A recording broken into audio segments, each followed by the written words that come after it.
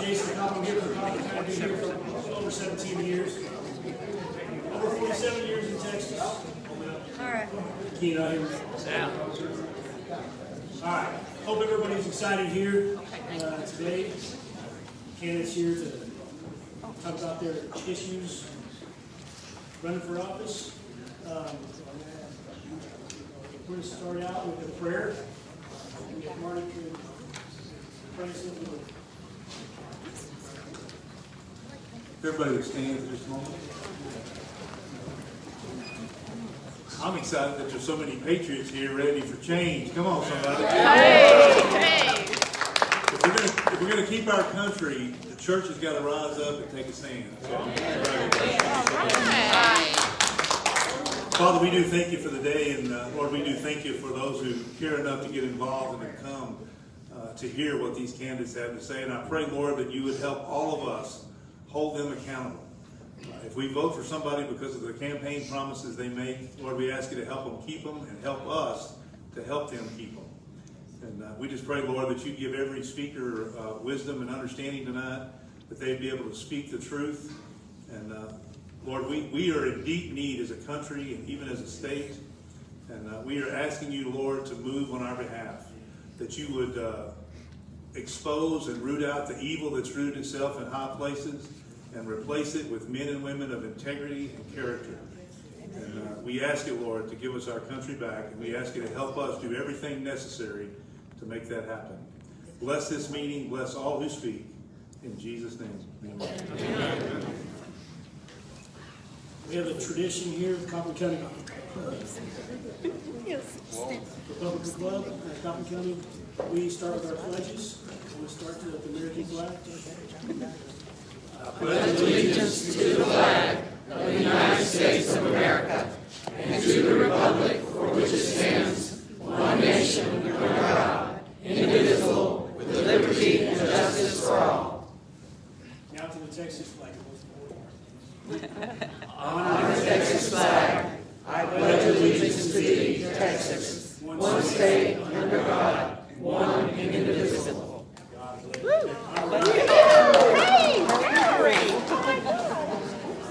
The order of candidates we're going to start with the judges. The actual candidate, other than the gubernatorial candidate, it's like 5 to 6 minutes is what we're going to give. We're going to have a timekeeper over here. I'm going to try to keep everybody under that time. That's for the surrogates. I'm going to misspoke. So surrogates are going to be like 5 to 6 minutes. And if you're an actual candidate, you get 10 minutes. Now, the gubernatorial candidate, which is going to be last, Alan West, of course, we're going to have someone speaking on behalf of John Herfines also. He'll get like a 7-minute time frame to speak on donations. All right. So, timekeeper, you've got everything set up. You're going to get a 3-minute warning, you're going to get a 2-minute warning, and you're going to get a 1-minute warning. And just try to be considerate of everybody's time. Some of these candidates are going to go quite a good distance to get here. It's kind of exciting. I'm streaming here live on Facebook, so if anybody can share that somewhere, I'm hoping my angle's good. I'll have to look and adjust that. If anybody can share it across their social media, that'll just give us a little bit louder platform. All right. We'll start with the Criminal Court of Appeals.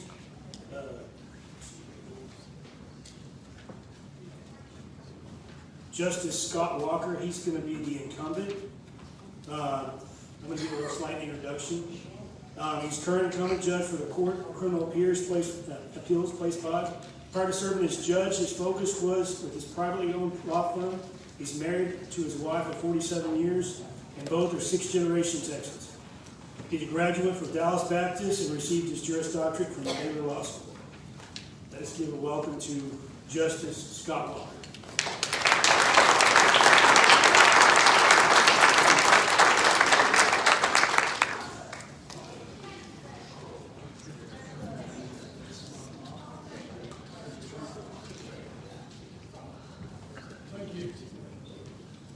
Thank you. Can you hear me? Thanks so much for having me tonight. It's really great to be up here speaking to y'all. One thing I want to correct, I'm not a sixth generation Texan. I'm a second generation Texan. My wife is the sixth generation. I'm here. But I will tell you this. Can you speak up? I will tell you this one thing about being a Texan.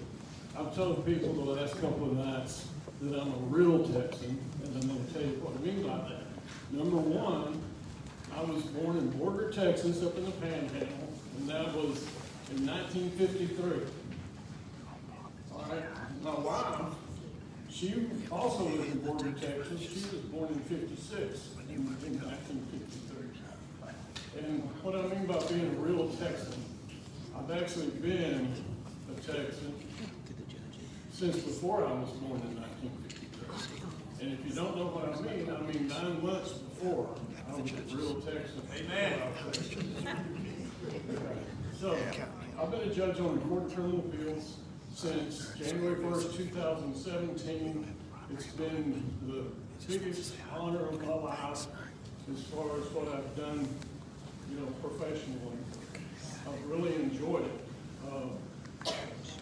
I've been asked a question recently in one of the events is, what can I tell you to make you realize that I can beat the opponent in the November primary, which I do have a Democrat opponent in the primary, in the November general election. So, here's what I can say. When I ran for office in 2016, it was an open seat. There was 4 Republicans on the ballot, and I got more than twice as many votes in the primary as the number 2 finisher. So that's a big number. And then, of course, I won the runoff election by like 16 percentage points. And then when it came to November, with the Democrat opponent, I beat the Democrat opponent by 1.2 million votes. So I can do it again. I've done it before. So let me back up again to basically my last story from Borger, Texas. My wife and our dads both worked at the same plant. They both got laid off at the same time. We never met while we were there. Not at all. And we lived like just a few doors apart. And we all ended up in Red Oak, Texas, just within a couple of years after leaving. And I think she went to Dallas for a year. I went to Irving for a year, and then ended up in Red Oak, Texas. So I grew up in Red Oak, both of us, and I guess the main reason I want to tell you that is that's strange. 400 miles. We lived doors apart, didn't meet, but then we met after that. It's not just a coincidence. God has a plan for my life and yours and all of our lives. And that makes it very clear that God has a plan for our lives. And I believe that God was very much involved in the election of 2016. And God was very much involved in making sure that I won by the numbers I won by. So, now I want to go back to my election, all the way back up to, when I was elected before. Just a few days, well, let me say this. My wife and I, about 15 years ago, decided to start praying and reading the Bible together every day. We tried to. Now, when I leave the house at 4 o'clock, she's not going to get up at 3 o'clock, so we can make that. But we try to, each and every day. All the time when I was running for the office during the election, we just kept flipping the Bible open to verses that said things like, if God is for you, who can be against you? Just verse after verse. Then 2 weeks after getting elected, we flipped the Bible open to another verse, and it was in Amos 5:15. And if you know Amos is a prophetic book. Amos was a prophet. He was telling the Israelites what terrible things are going to happen. So it's not a feel-good book. But the verse that we opened to was this, Amos 5:15, hate evil, love good, and maintain justice on the courts. So I felt God was telling me at that time that my real duty to God and country was to hate evil, love good, and do everything I can to maintain justice on the courts. So every time I write opinions, since we're the highest court in Texas, and all the other criminal courts look to us, every time I write an opinion, every time I vote, I do it in a prayerful attitude, hoping that I can stimulate with what I do, stimulate all the other courts to maintain justice in their courts. Not just ours, but all over the state of Texas.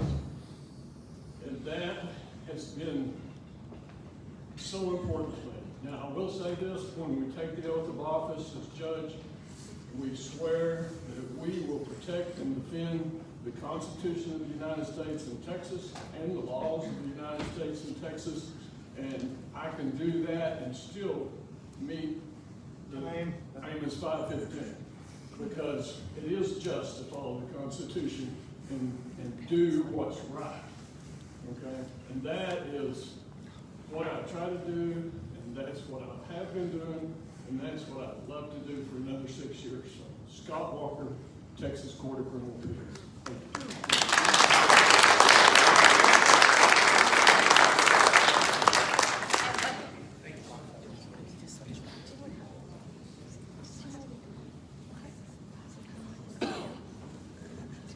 All right.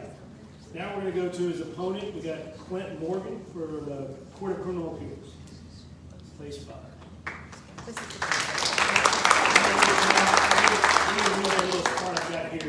To introduce you this morning. So, born in rural southeastern Missouri, majored in government at Claremont McKenna College in Claremont, California, moved to Texas in 2007, law school graduate at UT Austin in 2010, where he also graduated with his PhD in government in 2012. How's your wife? Okay. Like, wow. So, I tried to pull this up on the website, here a little summary for introduction for everybody. Can y'all hear me out here? Yeah. All right, I can get this right. Clint was married in 2005, right? Currently living with his wife and 4 children in Sugar Land, Texas.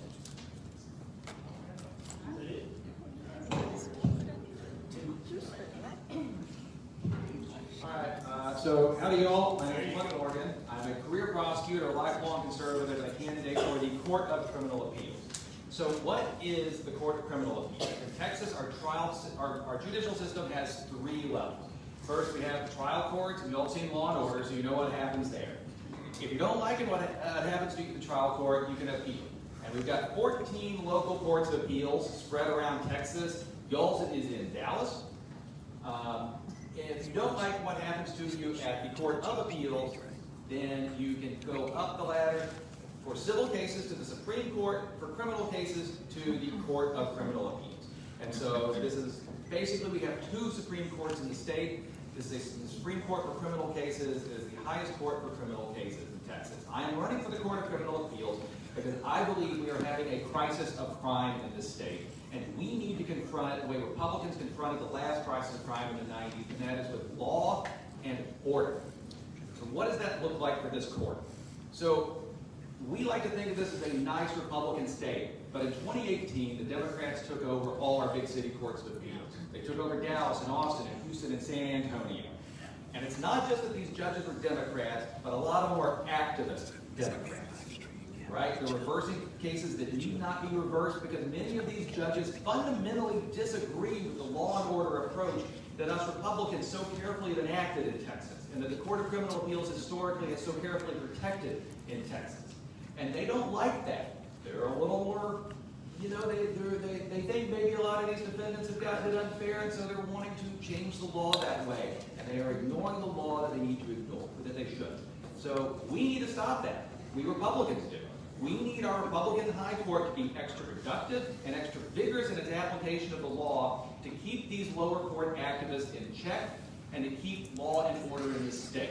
Because the criminal justice system protects protects people by providing results that are quick and predictable, and that encourages good law and order resolution of cases. When you have activist judges changing the law on appeal, it eliminates the deterrent effect. So how am I going to get this court moving? For 9.5 years, I have been the most productive appellate prosecutor in Harris County, probably the whole state. I've written about 400 briefs. I've had 17 cases at the Court of Criminal Appeals. Before I was a prosecutor, I worked at the Court of Criminal Appeals. And for those 2 years, my judge was the most productive judge at the court. I have seen up close what it takes to be a productive judge. I have proven I have a track record of high productivity with a high workload. I will get this court moving quicker so that we can grant review of more cases and keep the activists in check. Judge Walker, for the last 5 years, has written about 4 opinions per year. I don't think that's a record that deserves re-election. I think when I worked there, my judge wrote 17 one year and 20 the next. I don't think 4 a year is a good record, and I think we need to aspire to something more than that. I believe I'm the only candidate in this race that has multiple endorsements from police organizations. I have Clint, the major statewide police organization.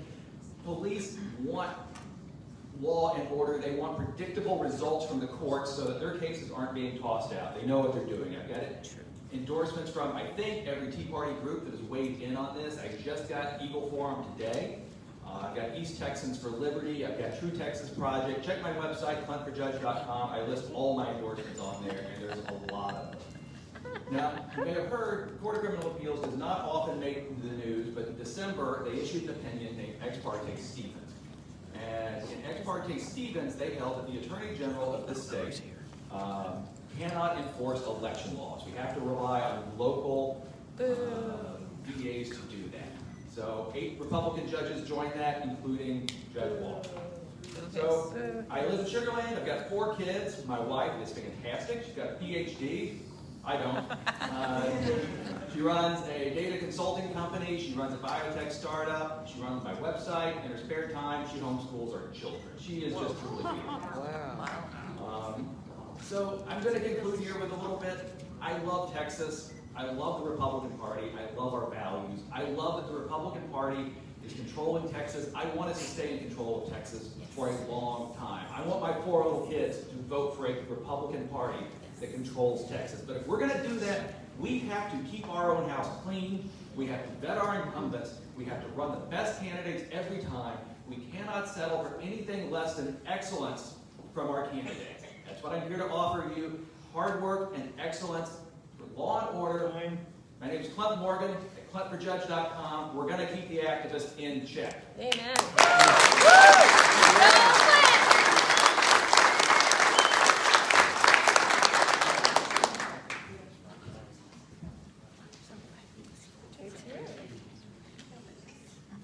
Make sure I don't have 2 microphones on at once. This thing will squeal if I get them too close together.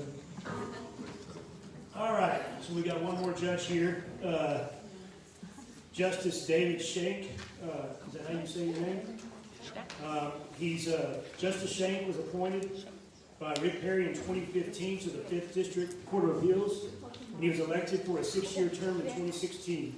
He's a graduate of Baylor Law School. Prior experience comes from overseeing key practices ranging from litigation to appeals from private law firms. Justice Schenck also served 2 years under former Attorney General Gregg Abbott. He currently serves as chairman of the Texas State Commission of Judicial Conduct and a body responsible for oversight of the State Judiciary. Let's welcome Justice Schenck.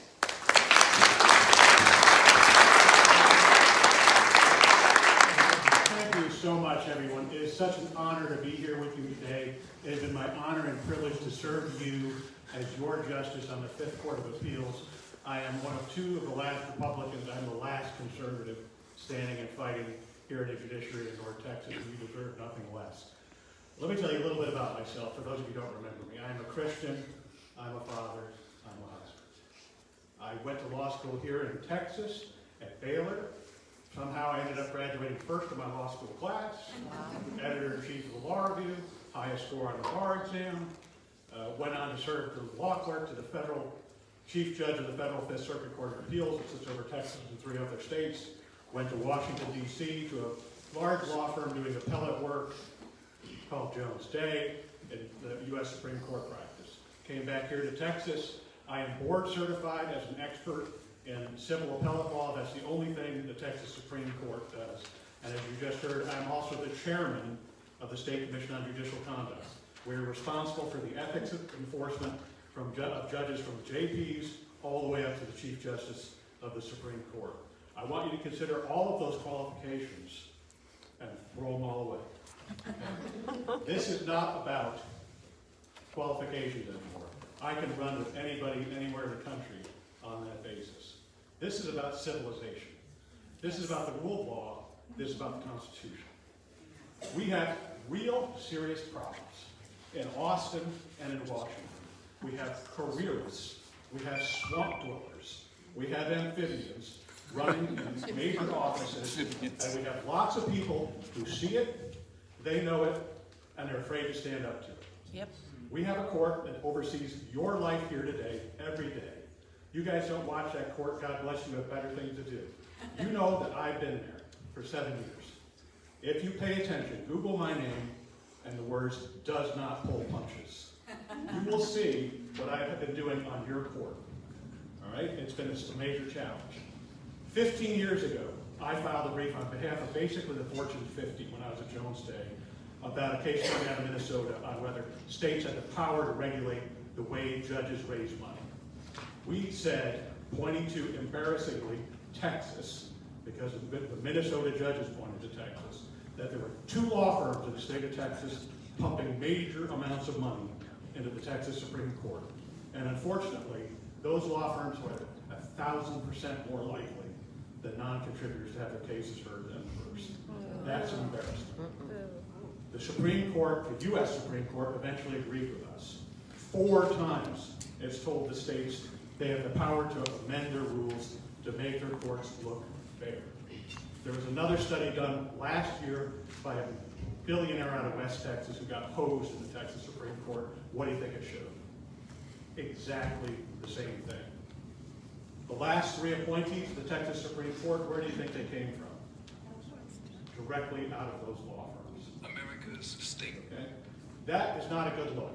I'm not saying anything affirmatively untoward happened. What I'm saying is courts are places where people have to be able to go with confidence that the outcomes that they're looking at are driven by nothing but the rule of law and the facts.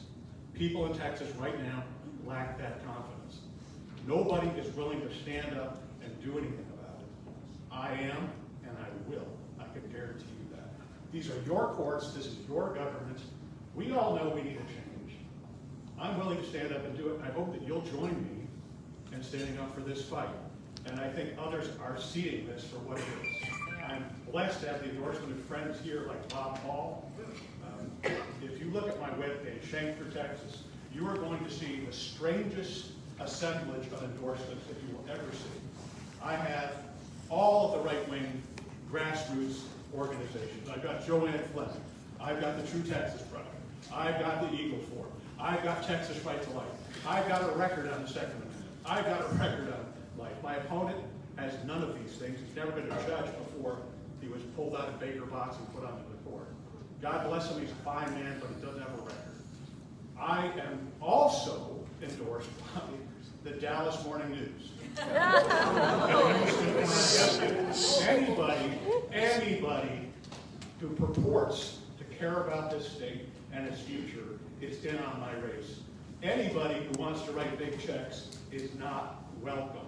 I'm not taking them. Okay? I need you to talk to your friends.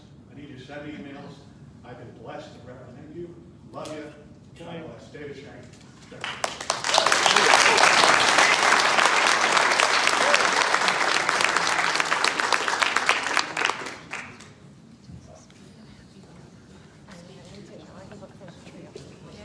Take this opportunity to recognize a couple elected officials in the room. We got Bob Hall. We have to stand up. Bob Hall, can you stand up?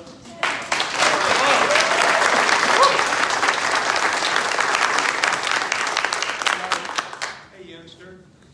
Anybody else? Any other elected officials? Like from here, it's, there you go, Ken Cates. There you go, Commissioner Precinct 4.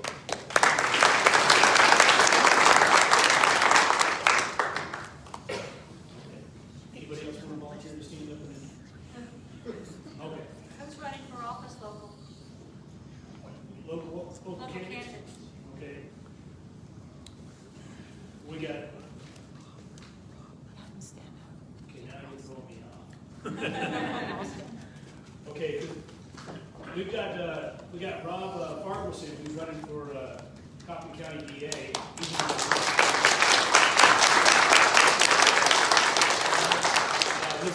The incumbent is Early Wiley. I don't know if she's not here. We've got, who else is running for, anybody else running for office? That's over Kansas? Marty Reed, that's right.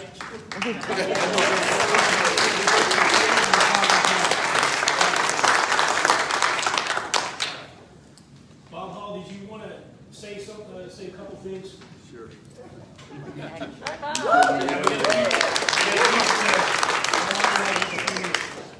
I'll just stand down here. I'll be real quick. I am truly honored and blessed that you gave me the opportunity to serve you.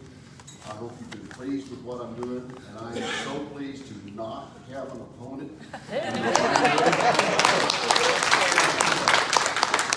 Now, Kay said if she realized that nobody was going to run against me, she would have. But I made one promise when I first ran, knowing that I'm a constitutional conservative with Judeo-Christian values, and that's how I would legislate.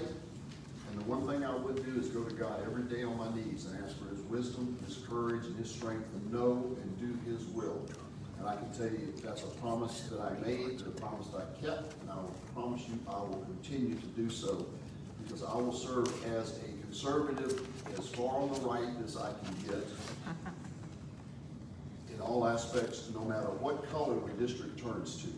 I will not change my philosophy to gain votes to stay in office. I decided to run because I felt God was leading me to do this as a constitutional conservative, and that's what I will be as we go forward. So I thank you for your support. Thank you for being here tonight, and thank you for being involved, because we have got to have more people involved. And I'll say this one thing, that we have a couple of positions that are being ignored too much. And in my opinion, the two most important elected positions in our state are precinct chairs and school boards. And we don't have enough people who are truly interested in the education of our children. When I say education, I'm talking about teaching them reading, writing, arithmetic, civics, and history. There you go. Not the woke stuff.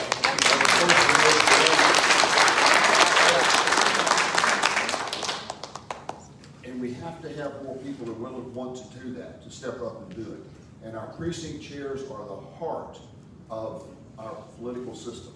We don't have enough active precinct chairs with an assistant who will work their districts to get out the vote, because we are not getting there the way we should. And I'll just tell you one quick thing.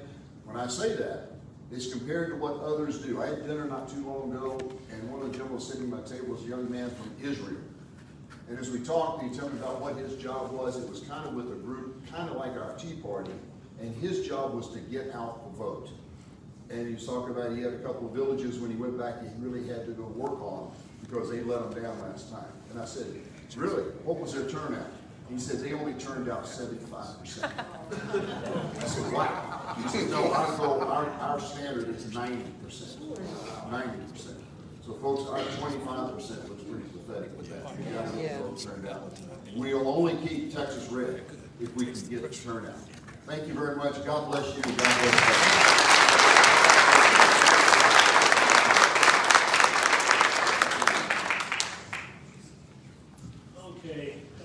Attorney General, running against Ken Paxton. Who do we have here that's going to be talking on behalf of different? Okay. You are Joseph, and you're talking on behalf of Justice Schenck. Okay. All right. I don't have anything written down for her, but Jason, what's the time limit on the Fill the rounders. no more than 6 minutes per no series. more than 6 minutes? Here, I'll time it on my phone. I'll try not to go over.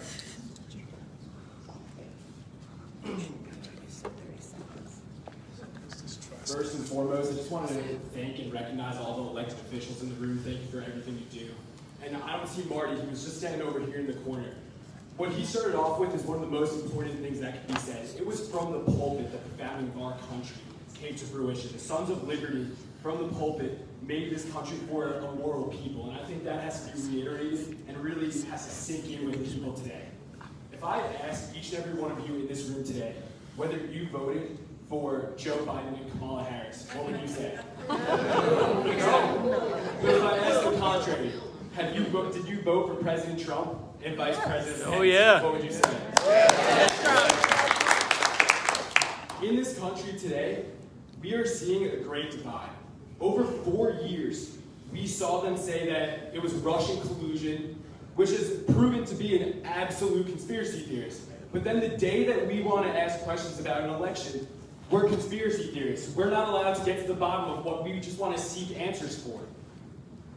I ask each and every one of you in this room today, when's the last time you saw us as an American people first and foremost?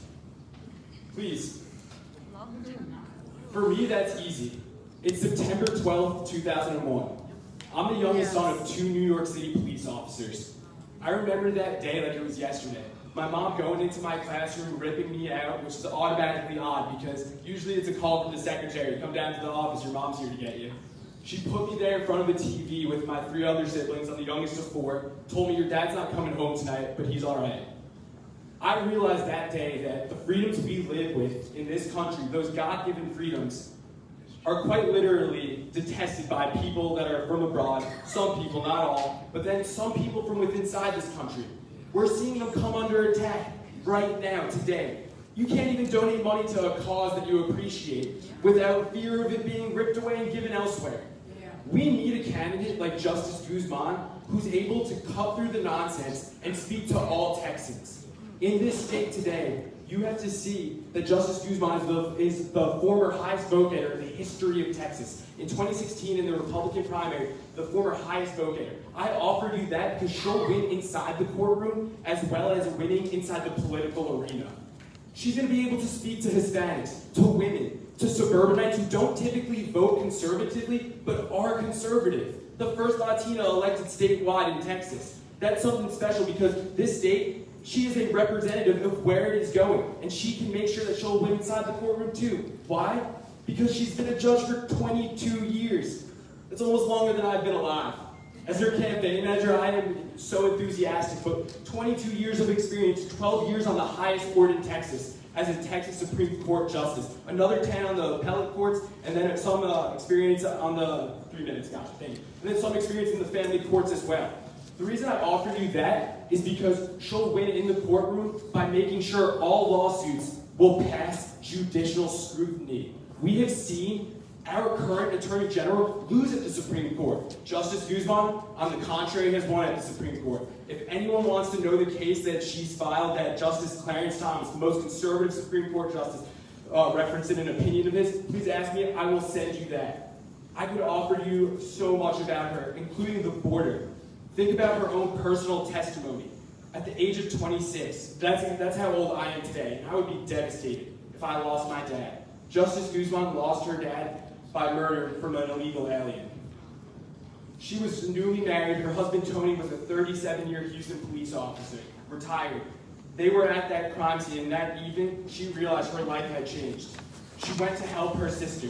She went to help her mother make ends meet, and she rose to levels that most can't even imagine or dream of. She's a person who won't just do things for a press conference, for some notoriety. She says to me time and time again, this is the last office I ever run for. Why? Because she is uncompromising in her beliefs, a Christian conservative who understands that if you run on your values, people will gravitate towards you. McAllen, Texas, the Rio Grande Valley, Hidalgo County. Do you think that happens because of just luck? Or because someone's unapologetic, uncompromising, and will run fast, hard, strong to the finish line? That's Justice Guzman. I speak to you in my own personal capacity, but I offer you that story about me because I truly do believe that it should resonate with you that someone of my own beliefs is coming from 1,000+ miles away. I don't even know how long it is. I never look back. But when I left New York, I left Virginia before that. I was running a race in Virginia's 5th Congressional and then in Virginia's governor's race. It was someone that I saw as a unique candidate in a unique time, period. I would love for each and every one of you in this room to understand that you have a direct line of communication to me in the campaign. I'm about as grassroots as it gets. I truly do believe that each and every one of you sitting here before me today deserves my phone number. If you want to take it, please do. I'll read that off to you. The reason being is because if you have any causes for concern, any cause, they could be good, they could be bad. You could call me up after this and be like, hey, you speak fast, you're annoying, I didn't like it. But the fact is that I want to be able to understand what your concerns are, because I will then make them my own. If I can champion your causes as my own, I'll be able to understand what needs to be done to make our state better. My number is 202-961-4882. And I kind of regret that. I feel like it just went out to all Facebook. But all right, thank you all so much. My name is Joseph Bizzetti. I'm Justice Guzman's campaign manager. If you have any questions for me afterwards, please come up to me. I will do my absolute best to answer those.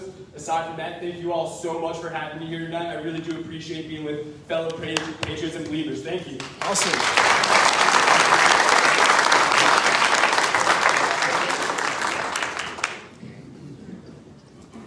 All right, just for anybody who might not may not know why we skipped to Attorney General and Land Commissioner, we got two people for Land Commissioner that haven't shown up yet. So, all right, we got George. Just do George V. Bush. Let me see. We've got a little.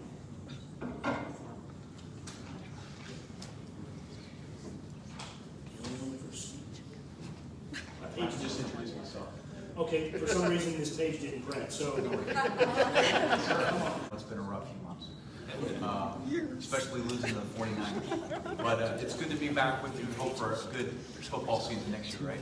I want to thank Senator Hall and Representative Bell, who have been great partners at the General Land Office, great leadership that represents you. And I thought I'd recognize them because I'm already working on some ideas for the Attorney General's office. And it involves addressing the issues that I'm seeing on the streets of Texas. First is securing the border. I think that's the priority for all conservatives, all Americans, all patriots in our great country. Because this is not only an issue that affects our state sovereignty, but our nation's sovereignty. And so I'm proud to be endorsed by the National Border Patrol Council in this race, the union that represents the 19,000 agents that keep the watch every single day. They know I'm going to be tough on bloody drug cartels.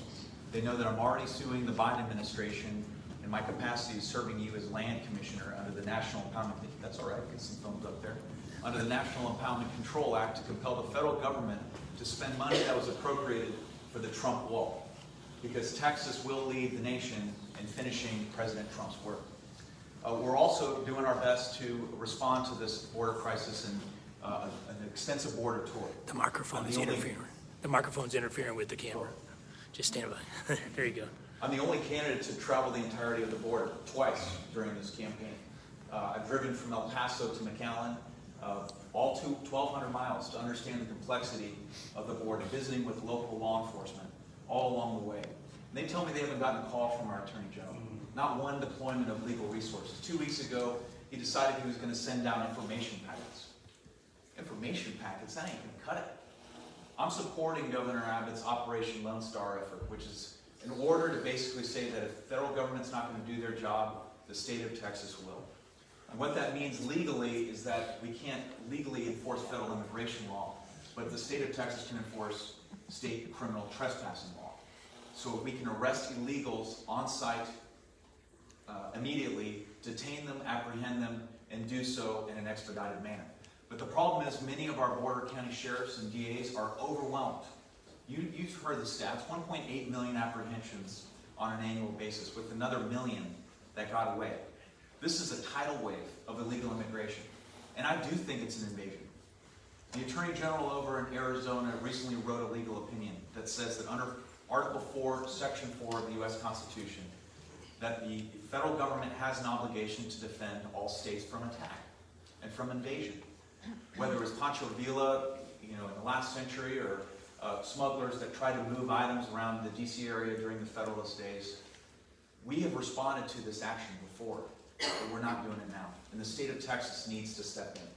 So as Attorney General, what I'm proposing is enhanced criminal sentencing working with the legislature to take the fight to known criminal traffickers that are pouring fentanyl on our street, enough to overdose the population of our state 3 times over.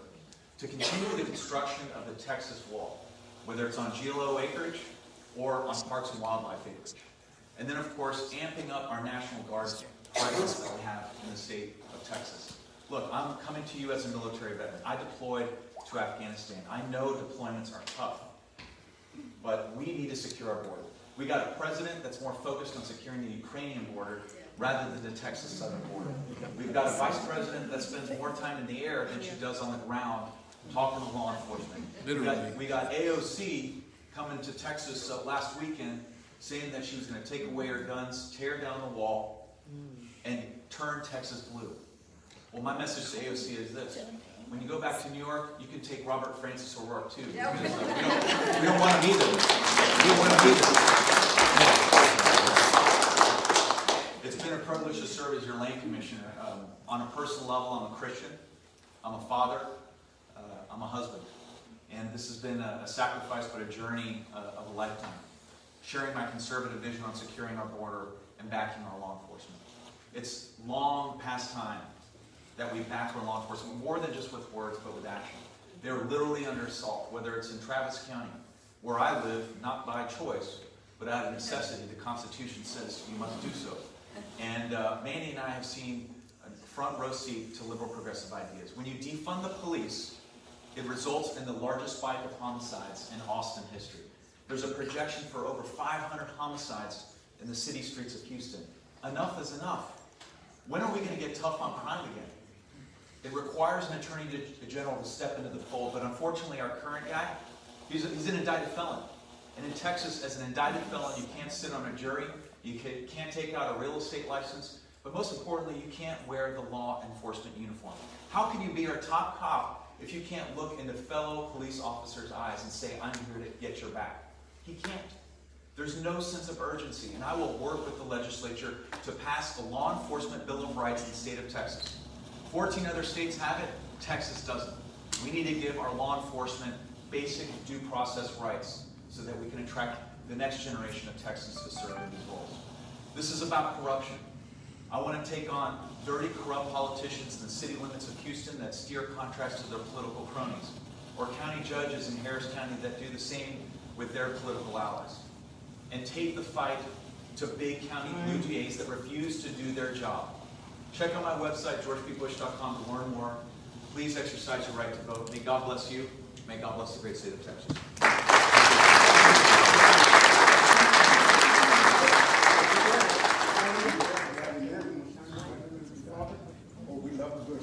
All right. Because obviously we heard a little static in this last one. I know some of the candidates want to get up close and personal. We'll try to stay up on the stage because I think it's the speaker actually that's causing the interference. Because you think it's not. We're still good. Okay. All right. Of course, my introductions into for the Attorney General is not here, but we've got here.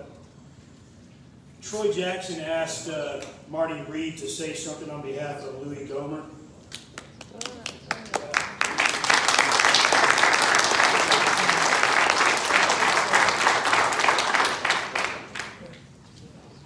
I also had 2 microphones on. Well, again, I just want to thank you guys for coming, that there's this many people that care enough to get involved. I had about a 2-minute warning to speak for Louis, so I'm not going to be able to speak as long as George B. Bush did. But I just want to tell you what I know about Louis Gomer. Louis Gomer has been serving us, I think, 18 years in the U.S. Congress. I have watched him, I've loved him and admired him from a distance. He's got passion, he's got courage, and he's a warrior. And I think as an Attorney General, we need somebody who will be a warrior. There's been several things happen in the last few years in Texas that have disappointed me out of the Attorney General's office. We all know that there is election fraud in Texas. In the last election, we had at least 115,000 votes in Harris County that were cast illegally. I don't know what the number was in Dallas County. Laura Presley actually sued Dallas County over the last election. She won that lawsuit, went to go collect the computers, and they couldn't find them. And so this is the problem that we've got in Texas, is there's so many places that you can't, 2 minutes already, wow. They cut me short, didn't they? Which is okay, because 2 minutes is probably plenty. Things have got to change. We've got the Criminal Appeals Court spoke tonight. That ruling they made in December is absolutely horrendous in my opinion. Democrats are not going to prosecute Democrats. And if you go to big cities, Democrats run everything. Exactly. And so we need to be able to prosecute election fraud wherever it is. And I believe Louis will make a great Attorney General. He's made a great U.S. I hate to lose him as a U.S. Congressman, but I believe he'll make a great Attorney General for the state of Texas. And I want you to consider Louis Gohmert for Attorney General.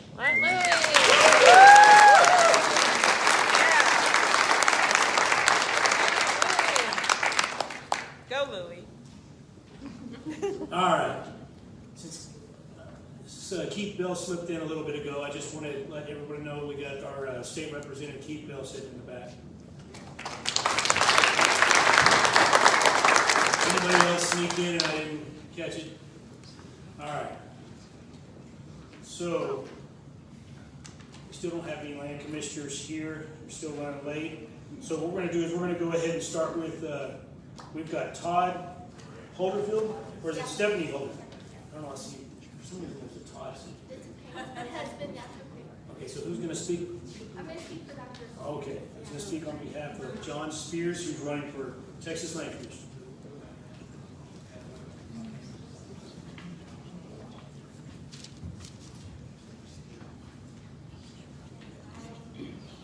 Jason, or was it 3 minutes for people who were speaking on behalf of? 6. It was 6. Since I'm the only one, I think. My name is Stephanie Holderfield. I am the campaign manager for Dr. John Spires. It's an absolute pleasure to be here this evening. Thank you all so much for hosting, but thank you all for being here today. And how about that? We are in the house of the Lord. Amen? Amen. It's the right place to be. Dr. Spires is a veteran. He served in the U.S. Reserves as a captain in the Army. He's a surgeon, cardiac thoracic surgeon. He had a fellowship to Michael DeBakey. He had an accident. His left hand, he was unable to continue in the surgical arena. Surgery didn't go as planned. It took him 18 months before he was able to tie his shoe. He had to decide what he was going to do. So he went back to school and he got his law degree. So he's not only a surgeon, a veteran, he's an attorney. He's also a small business owner and an entrepreneur.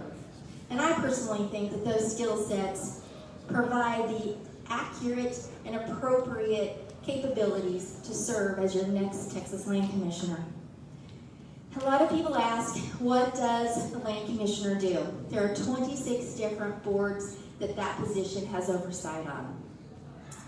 What he plans to do, and I'll go over those responsibilities in a minute, but he plans to restore confidence in the General Land Office. Unfortunately, it's in disarray. There are a lot of problems, and that's why Dr. Spires thought before anyone else got into this and before anyone announced they were not going to rerun for that position, he opted, and he was asked. I actually met the gentleman that asked him to run for the Land Commissioner.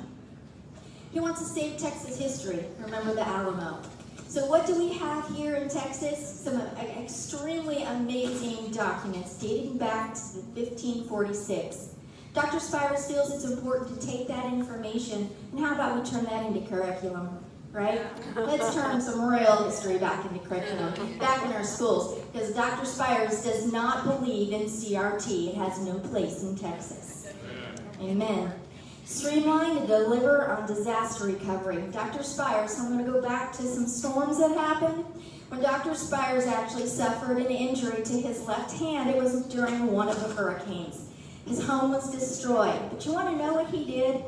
He set up a medical unit in a parking lot at CVS. Why did he do that? Because people were not able to get their medications. They were not able to see their doctors. I'm going to tell you right now, he has a servant's heart. Didn't matter what was going on with him. He cared about the people, so he made sure that they were cared for. Honor and care for our veterans. He is a veteran, and it takes a veteran to get another one out of the woods. How important is that to have a veteran serving on the Texas Veteran Commission? It's a mess. The nursing homes have the highest rate, second highest rate in the country of COVID deaths. He will go in and he will audit that entire nursing home. Our veterans are owed our duty, our honor to them because they served us and they gave up the most important things in their lives, their families, and oftentimes their lives. Honor and care for our veterans, protect landowners from land grabs. That's what we're seeing. China's buying up Texas. He's going to go in and he's going to audit those leases. He's going to go in and he's going to audit those contracts. They have no business buying up Texas. And he wants to secure our water for our future. We have a lot of waterways that other larger communities want to take your water.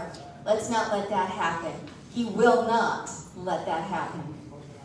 He's been endorsed by many grassroots organizations, and we're so excited to have community leaders and mayors officially endorsing Dr. Spires. One of them is the Grassroots of America, We the People. But he's also been endorsed by the Houston Chronicle, that Democrat rag, I think someone had said.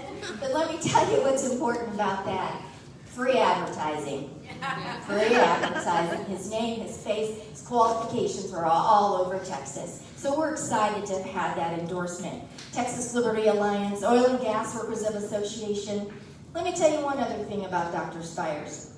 When he was going through his law education, he took out several other classes that he didn't have to do in order to get his degree. Oil and gas, environmental. Okay? He's the right person, he's the right choice. Some of you have already voted for him, and I thank you for that. Sorry he couldn't be here this evening. You'd love him. You can go to his website at drjohnspires.com. There are a lot of interviews. There are a lot of videos that he has created. So we hope you take a time, go look at his website and look to see how he interviews, what he has to say, and his top priorities. drjohnspires.com, Texas Land Commissioner. Thank you all so much.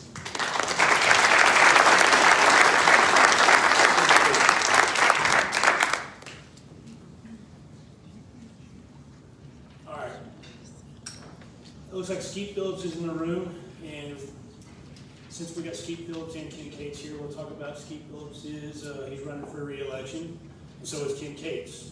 Ken Cates precinct 4, Skeet Phillips is precinct 2, so I'm sure they appreciate your vote. Okay, so we've got Liz Beazle that's going to be here on behalf of Tracy Bradford, who's running for Lieutenant Governor of Texas. I said your name correctly, right? Yes, or yes, you're right? yes.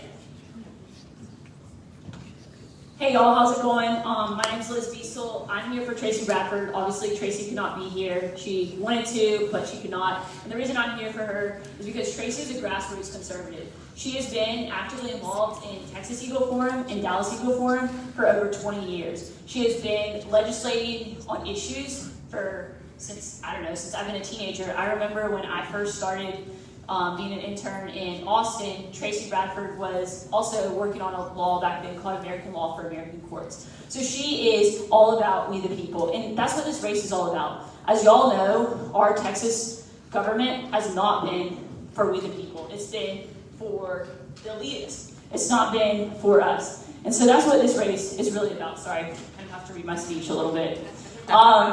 Okay, so I want to tell you that Tracy has fought for anti-trafficking legislation, pro-life legislation, and legislation that would permanently fix the election grid. She has been regularly briefed on experts on homeland security issues for years. She understands the far-reaching implications of poor physical policy.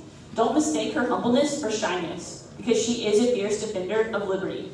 We have witnessed multiple legislative sessions in her tenacity, not only to be president at the Capitol, but to get to know the lay of the land and who the players are, the good guys and the bad guys. Her candidacy might be described as the American people versus the political class contest. She is for the people, and she believes it is time to bring us back to the table and get the political class out of the driver's seat. No other lieutenant governor candidates have been fighting longer or harder, up front and personal than Tracy Bradford. She is in this race because she cares about conservative principles and public policy. Our current occupier of the lieutenant governor position talks the talk, but definitely does not walk the walk. Tracy Bradford is uniquely qualified to be your next lieutenant governor. She has been a subject matter expert in legislative policy for 20 plus years. Locally, 3 minutes. oh, well, vote for her. No, you get 3 more. Okay, I'm almost done. She is, as I said, she was president of Tarrant Eagle Forum, Dallas Eagle Forum, and Texas Eagle Forum. She has fought for many years against human trafficking laws with several organizations and is now chair of the Eagle Forum's National Anti-Trafficking Initiatives. She has worked on national security and Texas security with statewide experts on issues concerning the border, grid, Second Amendment, and American law for American courts. She has also been endorsed by Dallas Eagle Forum, Texas Eagle Forum, and Grassroots We the People. I hope she can have your vote. Thank you.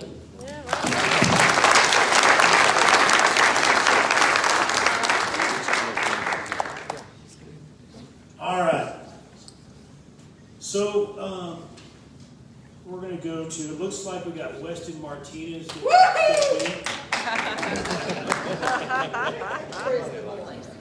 Is he? All right, it looks like he stepped out. I could go, can you knock on, I'm going to do an introduction for him. I do have his written, the other page is going to show up. All right, here we go. Weston Martinez. Here's an introduction, all right? Fourth generation Texan, former real estate commissioner from the Alamo City. He was an NCAA bull rider, graduate from Wayland Baptist University. As resident of the Alamo City, he's a big defender of the Alamo. He lived in the Alamo City for almost 20 years and has worked with James O'Keefe on the arrest of a woman who made national news for voter fraud in Texas. Married 22 years with 5 children.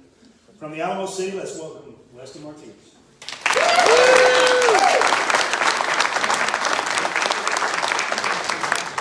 Howdy, God bless you guys. I'm glad y'all are here. You know, usually I start this off by telling you I just rode in from Sodom and Gomorrah.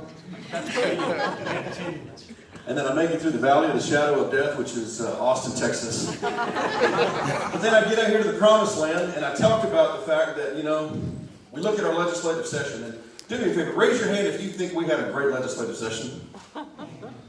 Not anybody? It was better. Raise your hand if you think we had a great special session. How about a second special? How about a third special? You don't know, 4 to 5, no. Why?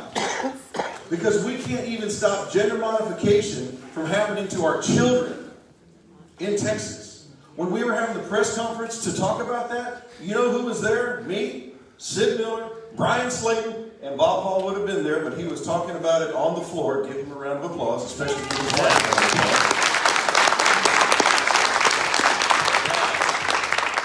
No one else was there. And when all that stuff took place, and we got tax relief that was less money than it takes for me to take my 5 kids and my wife to the Whataburger drive-thru, I looked at that and I thought, you know what? There is more going on here. We still have 2 parties here in the state of Texas, but it ain't Republicans and Democrats. It's patriots and traitors. There you go. Yeah. And I think y'all feel the same way. So I brought y'all a sign from the Alamo City, my hometown.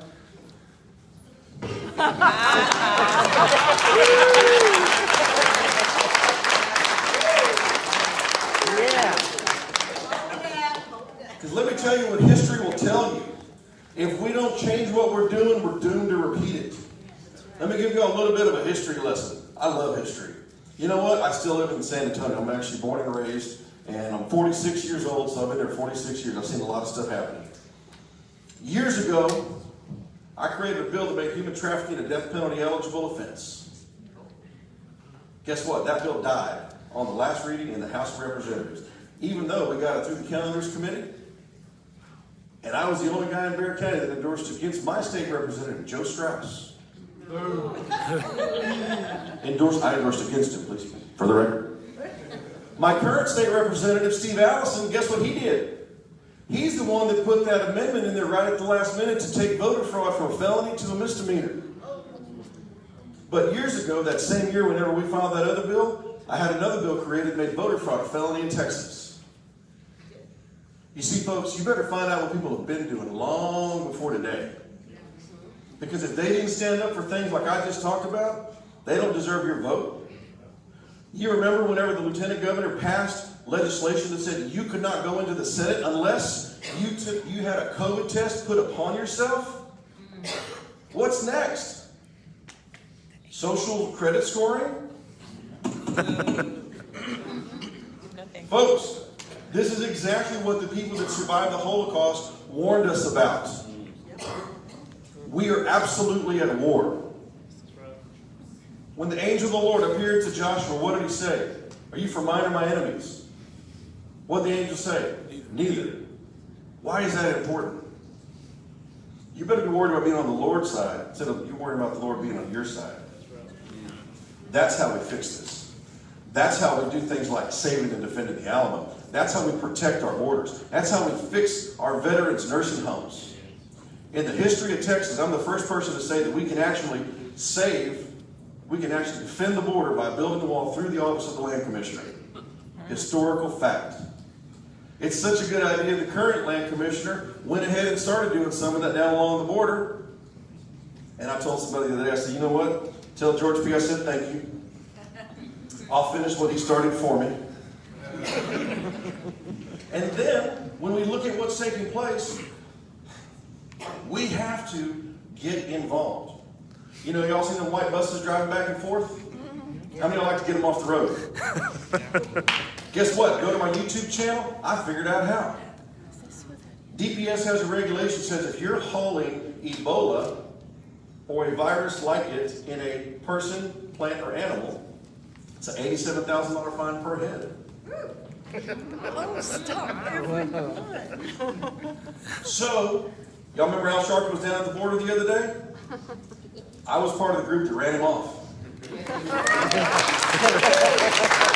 I literally, he's not a short man, but he might know what love is.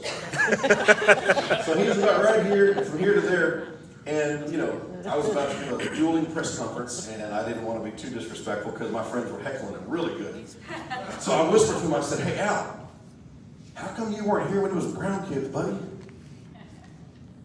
Where's your Rainbow Push Coalition extortionist friend, Jesse Jackson? You see, I might be the whitest guy in this room, but my last name's Martinez.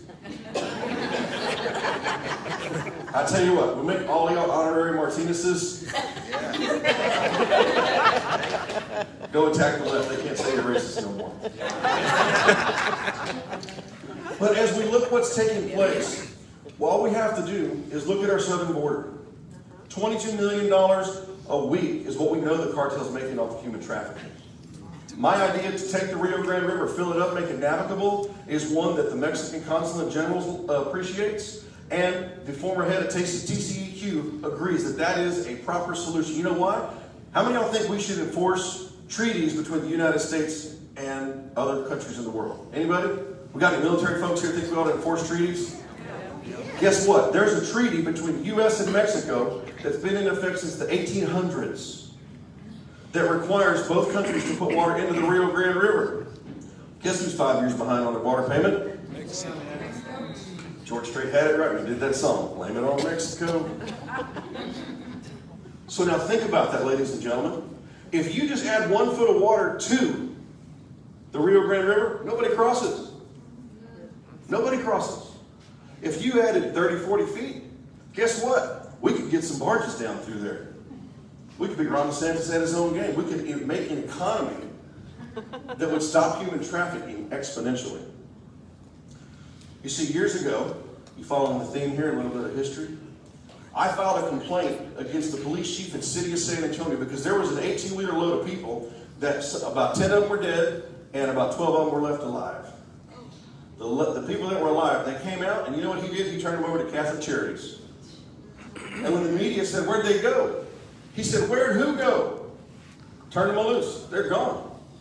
I thought to myself, now I went to college on a bull riding scholarship. I'm not the smartest person in the room. I'm not a Rhodes Scholar, unless you spell it R-O-A-D. But I knew something was wrong, so I filed a complaint with the Attorney General. You know what I found out about it about 12 months later? I was in a meeting, and Paxton was there, and he says, you know what? This is Human Trafficking Month, and because of Weston Martinez and the complaint he filed, we are about to file a lawsuit against the police chief of San Antonio and also the city manager in San Antonio. That now moved forward where I was subpoenaed just the other day by the Attorney General's office and by the city of San Antonio. You want to know what that main question was for that city of San Antonio lawyer? Well, where'd you get all this information? I said, well, ma'am, I just thought a crime was done. She said, well, when did you think a crime was done? I said, sir, you went from 3 to 2 in 2 seconds. So that's because did I lose 45 seconds? Yeah. I'm just playing. I don't want no fuzzy math done on me. But these individuals, they asked me, they said, well, when did you think that a crime had been committed? And my brain is faster than my mouth. I know y'all kind of laugh at that later on. But I looked at her real slow and I said, ma'am, when they drug out all the dead bodies. She didn't want to ask me no more questions. Our Texas veterans have twice the death rate of the national average here in veterans nursing homes in Texas. Day one, I'm going to call for an audit on all those veterans nursing homes. Day one, I'm going to call for an audit on all of the land sales in the last 10 years to find out if anybody did a straw man purchase for the Chinese Communist Party of China or anywhere else. Day one, I'm going to tell the Biden administration that we are not going to subject ourselves or allow ourselves to be subjected to the Paris Climate Accord. That's exactly why we had 30% of our power generation off when we got froze out last winter. Plus, Republicans did not fix ERCOT. They passed a little bill that says you got to winterize it. I have a real solution. Start selling power to California, New Mexico, and Oklahoma. Not Oklahoma, but Arizona. So you can load shift power back into Texas.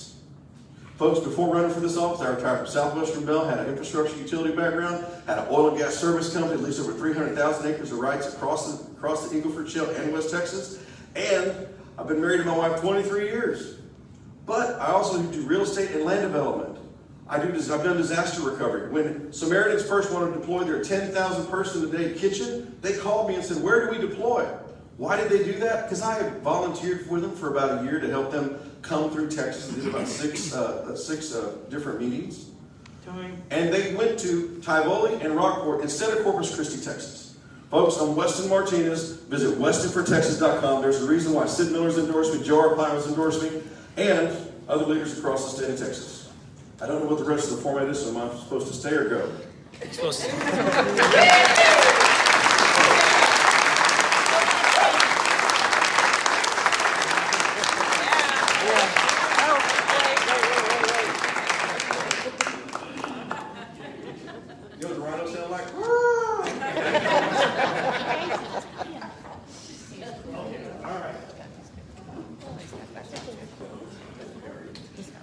We got Tim Wesley is here now. I'm going to do a little small introduction.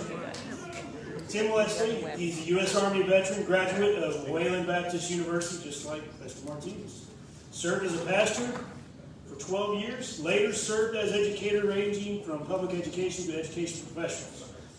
He has served as a historian for the Republican Party of Texas for the last 18 months under Wes and Rinaldi. He's married for 26 years, 3 children, 3 grandchildren. Let's welcome Dr. Tim Wesley.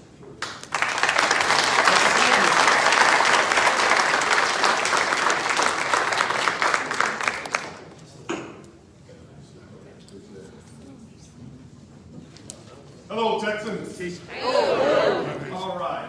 I'm glad to be here.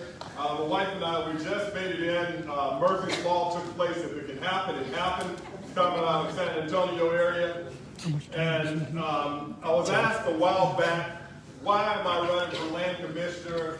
There was so much that had taken place. I recall around November, my brother passed away, my oldest brother. My family was hit with COVID, my entire family shortly after, all of us. So that was right around Thanksgiving. I lost sight of my right eye, which I regained it. And people asked, so are you still going to run for office?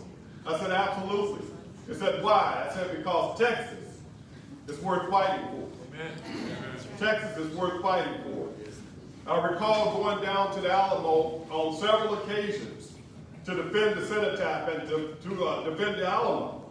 And I recall telling the story about how almost 200 defenders fought for 13 days. even though they had gotten the directions and instructions to stand down, they realized that San Antonio was worth fighting for. And the Texas that we now love was worth fighting for. It was because they stood in the trenches, and all those 200 or so defenders found themselves being slaughtered at what we now know as the Alamo, and the cenotaph, the spirit of sacrifice. It took a few from Gonzales that added to them, and all lost their lives. However, it ignited the heart and the spirit of what we now know as Texans. And at that time, in San Jacinto, we decided we're going to stand firm. And a fight took place. And it wasn't long after that General Santa Anna's men were overcome and destroyed, and we saw a birthing of Texas. Texas is worth fighting for. So when they ask, why do you run? Why do you run? Because I recall here just a couple of weeks ago, I was at the state capitol, and I was at a rally, and I spoke at that rally. And a young mom came up to me with two children. One of them being a young man that wasn't too tall, and she says, I had to come to this rally today, and the reason I had to come because my son missed you in San Antonio speaking in defense of the cenotaph and protecting the monument called the Alamo. And he said, Mom, I want to go and see Dr. Wesley. I know that you said he's at a rally. Let's go to Austin. They made it to Austin, and he's shy. His head is hanging low. I reached out and I shook his hand, and she said, you don't know how much this moment means to him. And he smiles, and we take a photo. So when people ask, why do you run for this office? Because Texas is worth fighting for, and the next generation is worth fighting for. I'm no politician, but I am a statesman. As a statesman, I know that it's important for us to listen to we the people. If we go back to how our Constitution was written and how our state constitution was written, we'll find that it was about us, people from amongst the people, going to represent the people. That's what it was about. So why do I run? Because right now, as we look at Texas, when we think about this general land office, it was created in order to make sure that as lands were sold, as lands were leased, much of that fund would go to help our public school system.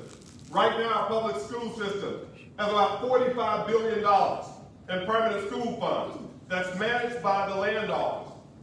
But our schools in Texas, they're in the bottom half of the 50 states. Why do I run? As a PhD in educational leadership, a former public school teacher briefly, college professor for over 10 years, I know the importance of education. We shouldn't be in the bottom 10%, not with our people here in Texas. We should be in the top 10%. And as the next land commissioner, I'm going to send a strong message to TEA, Texas Education Agency. If you want some of this $45 billion, you're not going to teach our children to hate one another through critical race theory. There you go.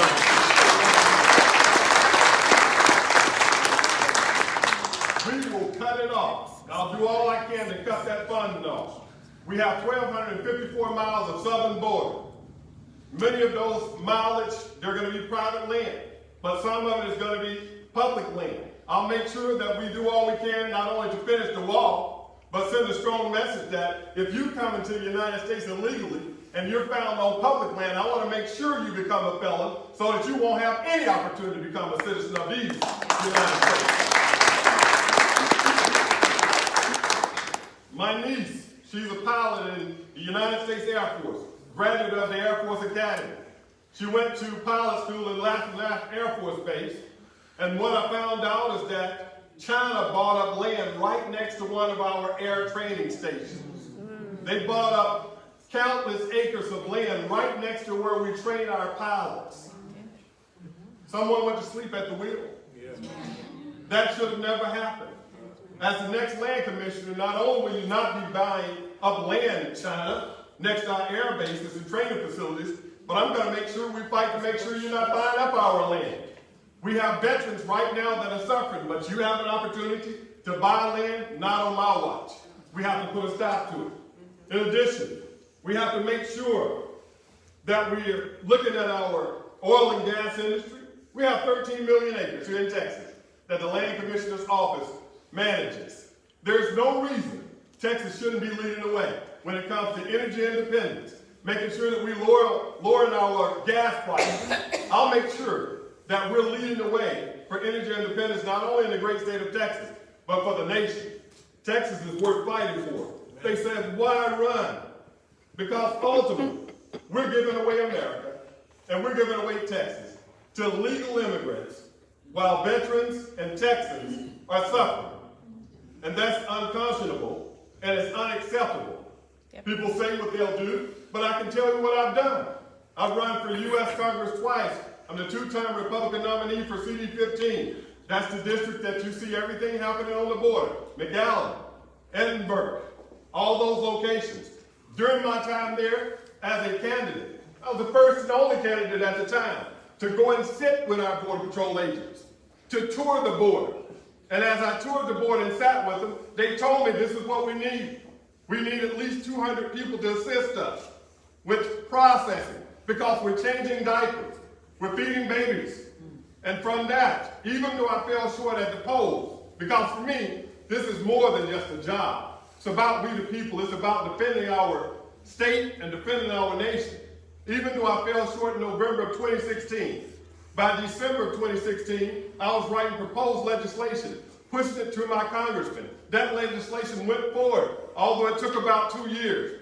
The result, 200 new positions, just what they asked for our Border Patrol agents, and a $10 million appropriation bill. Without stepping a foot in Washington, I've done more than most of these politicians will promise you they'll do.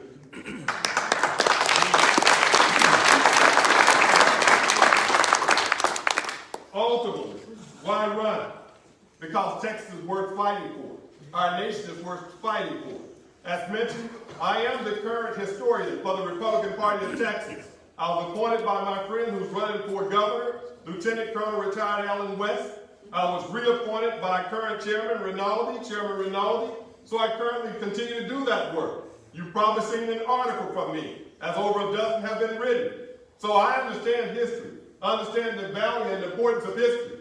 I understand the importance of protecting our monuments and protecting all things history, which is one of the things that we do with the Land Commissioner's Office. So I'm not just speaking about it as a cliche point, but I'm speaking about it as one that is a historian that's writing about history. You're not going to tear down our monuments. You're not going to destroy our history. History, love it or hate it, it's still history. It's still history. In the end, I'll tell you that it's not a matter of if, it's a matter of when we have natural disasters. I'll make sure we have a strike force that's ready to help Texas get back on their feet immediately. I'll make sure that our veterans are taken care of. 6 veteran cemeteries, 9 veteran homes, and I'm a veteran of the U.S. Army. I know firsthand the importance of taking care of our veterans. So ultimately, I challenge you all in closing to look at every one of the candidates for this position. And when it's all said and done, Google us all. And if you're honest with yourself, I guarantee you, I'll walk away with your support and your vote. Once again, my name is Dr. Tim Wesley, your Republican candidate for Texas Land Commissioner. You can find more information at Texas4Tim.com. May God bless Texas, and may God bless the United States of America. Thank you.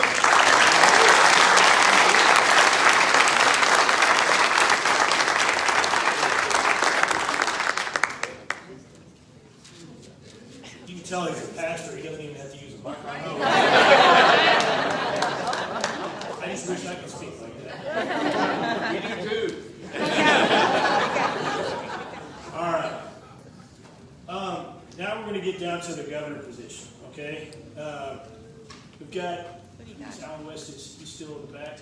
I'm looking at you. I was camouflaged. All right. I'm gonna give real quick. You want to go after Alan West? You want to go 5 minutes before? I don't know. All right, you want to talk on Don Huffines real quick, and I'm going to introduce the great, I was going to say Great Allen West. All right, Great Allen West. I know this is true. He's still great either way. I didn't say he was Jesus, I just said he is the great Allen West. I mean, I'm kind of doomed either way. I'm doomed if I go before him, and I'm doomed if I go after him. That's right. I am so grateful that for the first time in a long time, we have multiple choices for governor and state.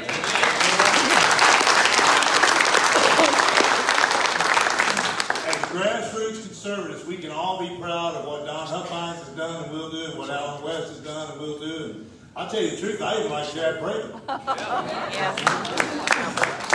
Don Huffines and Allen West have very similar ways of talking. They're straight to the point. They tell you how the cow eats the cabbage. The difference is Chad Prather will do that too, but he'll mix in humor and have you rolling over laughing while you're digesting the serious stuff. But I want to talk about it. I'll let Alan talk about Alan. I don't need to talk about Alan no more. I want to talk about Don Huffines. Somebody in his campaign earlier last year suggested me to be his evangelical and faith director for his campaign. I thought they were out of their mind. I don't have this big Rolodex of preachers I know, pastors I know throughout the state. And so I kind of told them that. And they wanted me anyway. They wanted somebody that was active and involved. And so I went through the interview process, and they were interviewing me, but they didn't know it, but I was interviewing them too. And so when we get toward the end, I asked him a question. The reason I asked him the question, in 2020, I was actually on the Legislative Priority Committee for the Republican Party in Texas in Houston. And for the first time in history, this is a passion of mine, and so in the first time in history, as a Republican Party, we added abolish abortion to the legislative priorities of the Republican Party. And so if you paid any attention to this last session, and this is when Weston Martinez got up here and said, how many of y'all are happy with the... Because every time, this is what they do. They come back and tell us what a great conservative session they had. Well, they didn't even mention abolish abortion. They didn't even mention gender modification. We did not have a good conservative session. And so I asked Don, I said, why... Because abolish abortion was never mentioned one time. And I asked him, I said, why can we not abolish abortion in Texas? And he said, well, honestly, if you pay attention, he said, Governor Abbott never speaks out on social issues at all. And if you watch this last session, not only did he not speak out on social issues, he didn't speak out on anything. It's like he was hiding in the governor's mansion the whole time the session was going on. He's not talking to anybody. And the governor wields a lot of power and he wields a lot of influence. He could do it if he wants to. And if you got a Republican governor, it looks to me like he would be supporting the legislative priorities of the Republican Party. Yes. And so he mentioned that he wasn't doing it, Patrick wasn't doing it, Phelan didn't do it, so it never got mentioned. And he said, but I'll tell you this, he said, the day I become governor, I will call the lieutenant governor into my office and the Speaker of the House in my office and tell them that I want an abolish abortion bill in Texas and I'll sign it. Well, he's basically got me one over there because no candidate at any level has ever said that.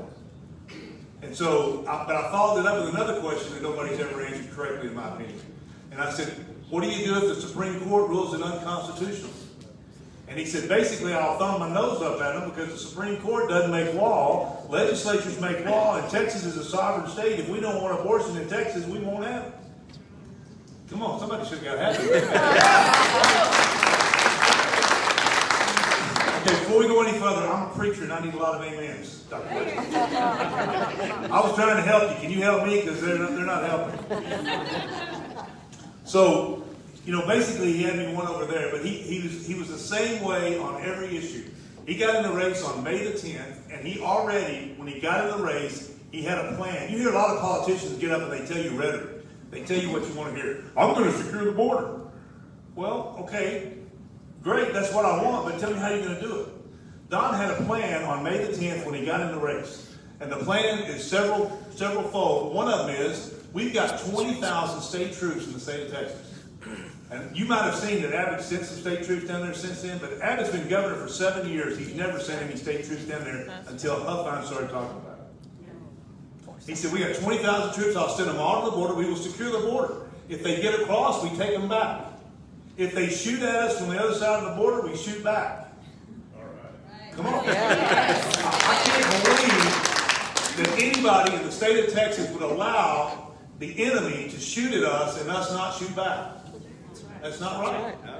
We're not putting up with it anymore.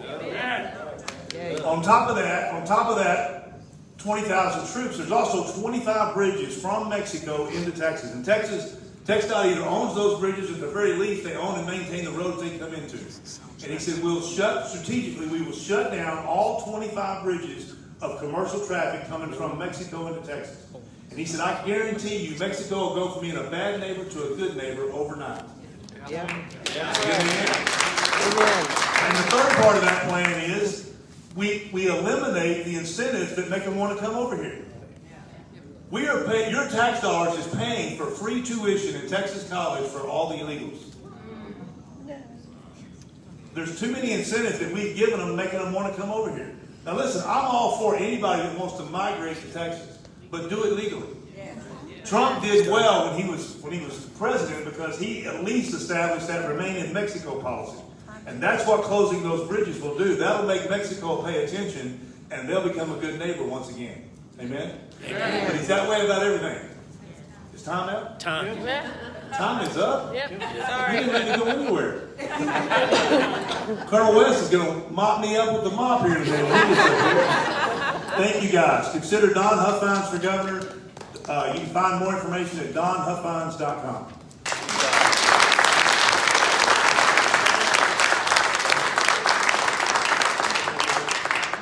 We've got William Owens here. He's America's poet.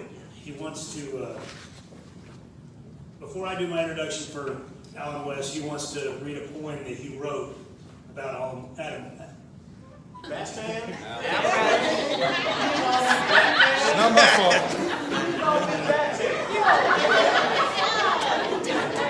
Okay, y'all can make fun of me later too. He wrote a poem about Lieutenant Colonel Alan West. All right. See? Are you ready, William? I'm ready, man. That's all right. Hello, America. How y'all doing today? Fantastic. My name is William Owens, America's poet. I travel this nation to inspire hope, love, and forgiveness. No matter how much information you have, if you don't have inspiration, the information is not going to do much. And that's what we see happening in this nation. We need to be inspired. Excitement comes from without, enthusiasm comes from within. Only God can give you enthusiasm. And He does it on the premise of truth. I know you all parked up front, but when you leave, I challenge you to go around the building and see my 40-foot diesel pusher God blessed me with. I travel this nation doing just what I'm going to do today. I just want to share a few things with you, and then I'm going to celebrate a person who is doing great things. I've written 16 books by the grace of God. My latest book is called Journey by Faith. Journey by Faith. God has a journey for you, and you can only take it by faith. Enough said. In 2016, a lot was happening. Trump, my president, was running for president. And I wrote a poem on that day called America in Trouble, because a football player would not honor this nation. I wrote a poem the next day, and I kept writing until I wrote a poem every day for 50 days. This book is called Poems for America. I thank God for the gift. I carry this gift of honor. I've written over 1,500 poems. I have 2 books of poetry out. Part of my ministry is an evangelist. Another part of my ministry is ministry of health. Keep your DNA safe. Protect your DNA. They are after it. We got some information on the table and back about some information that can keep your DNA healthy. It's just part of what I do in encouraging people to stay healthy. I have this beautiful piece that I wrote. God is using me to write poems about America and about leaders in this nation. I wrote a piece about General Michael Clint called America's General. And I've known Alan West for over 10 years. We shared a stage together back in the Tea Party days. And as I was in prayer, I just heard these words, America's statesman. So this is a poem I wrote about him, and I want to share it with you all. We do have some prints available. A percentage of the proceeds go to Alan West's campaign. I'll tell you why 100% can't go, because diesel prices don't up. I'm going to give you something. So having said that, let me share this poem with you, and I believe it'll be a blessing to you. This poem is called America's Statesman. I have to do another drop here.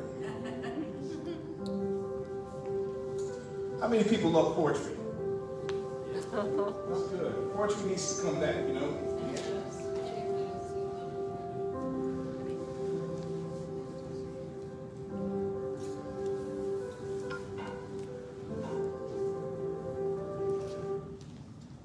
Here we go.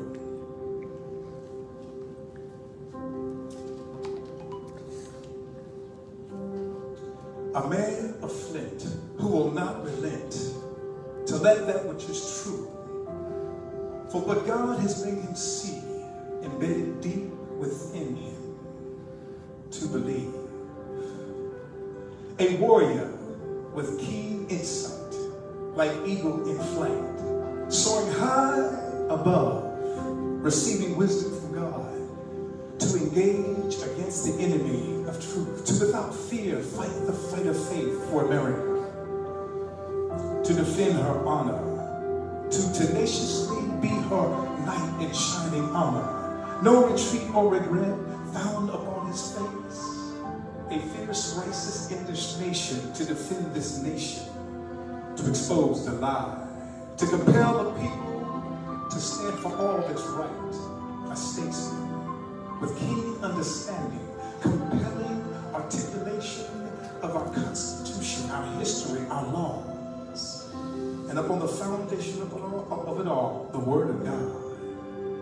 A family man who will take a stand against an entire host, demanding the respect and honor of his house, driven by a passion, immeasurable love seen upon his face as he holds his grandson in his gifted hands. A man for the people, a man who will war for communities, a man who will speak against injustices, a man who will uphold families like his own. These are not mere words to impress with empty rhetoric. They are true words that testify of his true and proven character. May he who served our nation as Lieutenant Colonel with honor be blessed to serve the great state of Texas as his governor and valor and honor. May he be strengthened with power, be empowered with might from God, to walk strong in his mantle, to be with voice of conviction, to be who God made him to be, America's statesman, Lieutenant Colonel Abbott West. God bless you all.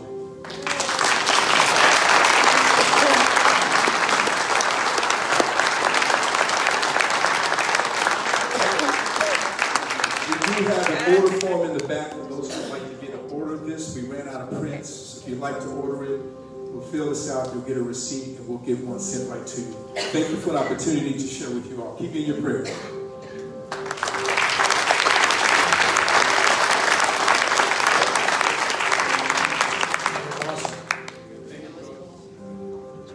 Sometimes you got to bring your own.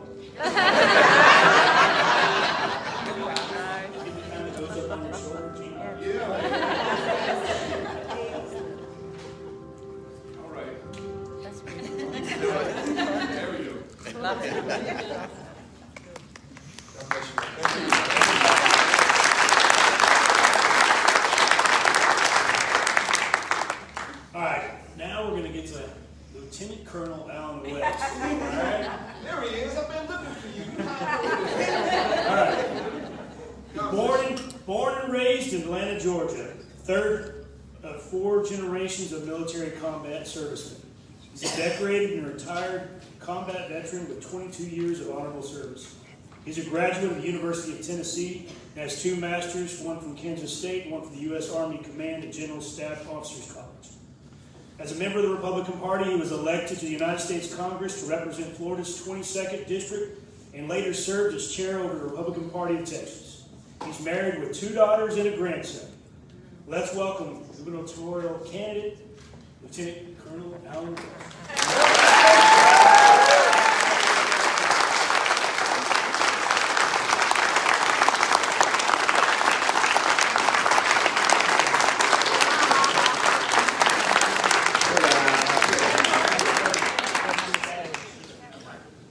speaker, so you gotta be careful with You that. gotta go upstage. Go up the stage. Go up the stage. You gotta be a stageman.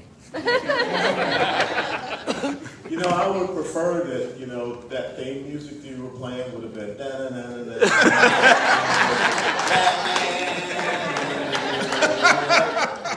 And that was my nickname growing up, because, you know, original pop used to come on. I think it was ABC late at night. And I remember the time that the Batmobile actually came to Atlanta. My dad took me to see the Batmobile.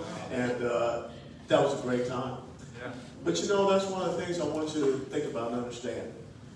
You're looking at a kid that 61 years ago was born in the inner city of Atlanta, Georgia, in a blacks-only hospital. Let me tell you about the greatness of the United States of America. The kid born in a blacks-only hospital just 6 decades ago can grow up to command a battalion of 600 in combat when his dad was just a corporal in the United States Army in World War II, a segregated army. My father-in-law served 24 years in the United States Army, took 2 combat tours of duty in Vietnam. If I'm correct, he's the only Jamaican immigrant that's buried in Arlington National Cemetery. My older brother served in the United States Marine Corps. Everybody's got a black sheep in the family. That was but he was wounded in a place called Quezon. And at the age of 15, my dad challenged me to be the first officer in the family. So on 31 July 1982, I became a commissioned officer in the United States Army. Served for 22 years, 13 different countries, 3 different combat zones. Wrapped up my career right down the road at Fort Hood, Texas in 2004. And if you're smart, you ask your wife where you want to go in retirement, because, you know, her dad had been career military. She got stupid and married a military guy. And so we lived down in South Florida for a while. And then I got the call of service to be able to come back here to the great state of Texas in 2014 to work with a conservative policy center. Oh, I forgot. My nephew, my older brother's son, he's a lieutenant colonel in the Army right now. 3 combat tours of duty, sitting around waiting to come out on a battalion command list. That's our story, our family. Service, sacrifice, and commitment to this great nation. And it's the story of Texas. Ordinary men and women that stood up and did extraordinary things. And I'm honored to be here tonight with my state senator, State Senator Bob Hall, and his dear wife. I'm also honored to be here with a former colleague of mine on the State Republican Executive Committee. Where did Jerry go? Jerry Fisher. Yeah. Jerry, I'm giving you a shout out. And Jerry, I'm giving you a shout out. You're out there cavorting in the hall. Okay? But so many people have said, and they've asked me, they said, why would you step down from being the chairman of the Republican Party of Texas to run to be the governor of Texas? It's very simple. As the chairman of the Republican Party of Texas, you can only knock on doors. You can only go down to Austin and beg. You can only advocate for those legislative parties. And what were those legislative parties in the last legislative session? Well, we added a 9th legislative party. It was to curtail executive overreach. Because edicts, orders, and mandates and decrees do not equal law. And no elected official has the enumerated power to be able to decide who or what is essential. But yet that's what happened in the state of Texas, where someone decided that churches had to close, that certain businesses had to close. But certain businesses could stay open. Someone could decide that, you know, $290 million of your taxpayer money would end up going to have contact tracing done on you. That's something that belongs only to the legislative branch to appropriate money. Someone that decided that they will unilaterally extend early voting from 2 weeks to 3 weeks. The Constitution of Texas says, very simply, even in an emergency, after 30 days, you're supposed to go back to Bob Hall and his colleagues over in the State House because the legislature is supposed to come in. We don't live in a constitutional monarchy here in Texas. We live in a constitutional republic. But sadly, Governor Gregg Abbott forgot that. And that's why I joined in a lawsuit against the government. How many sitting state party chairmen would go into a lawsuit against the governor of their very own party? Because you got to understand something about it. I took a note to the Constitution. I believe in the rule of law. I don't believe in the rule of man. I don't believe in the rule of the party.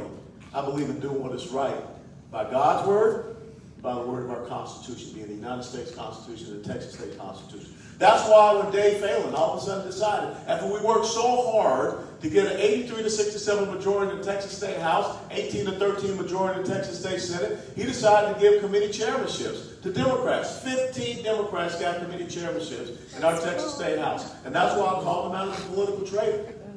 That's why the lieutenant governor, when he said infamously, the constitutional carrier does not have enough votes in the Senate, is not going to get a chance to pass. I said, time out on the court, coach.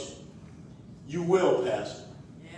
And I put it out that I will stand against you. Guess what? We do have constitutional carrier. Sadly, we're the 21st state to get constitutional carrier. But we did finally get it.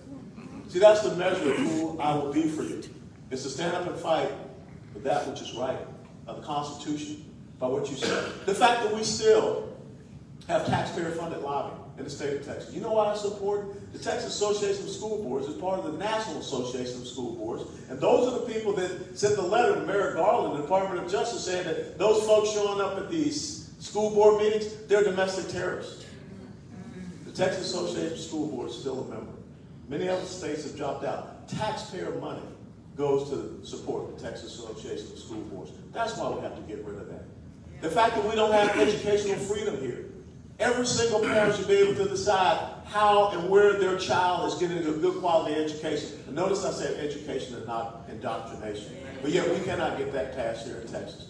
The fact that we are still with this child gender modification procedures, but let me tell you, now we found out why. Some of us knew, but there was a story that came out in the Katy Christian just 2 days ago.